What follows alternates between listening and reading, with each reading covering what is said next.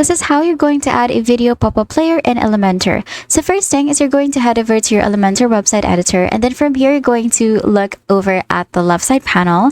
From here we're going to scroll down until we find this video widget right here. We're going to drag it over to our page.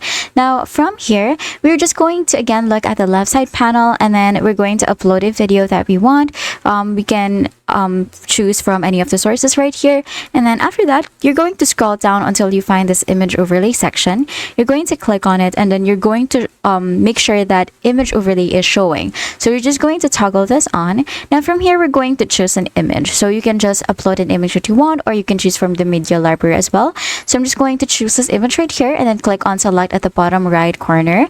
Now from here we're going to make sure that the slide box option is turned on. So we're just going to toggle this on, and then you'll be able to see this image right here. Now, once you click on this image or this video or this play button right here, the video will pop out in a big window. So let's just try it out. We're going to click on this, and as you can see, it pops up in a big window. And that's it. That is how you're going to add a video pop-up player in Elementor. If this video helped you, please don't forget to like the video and subscribe to the channel for more videos like this.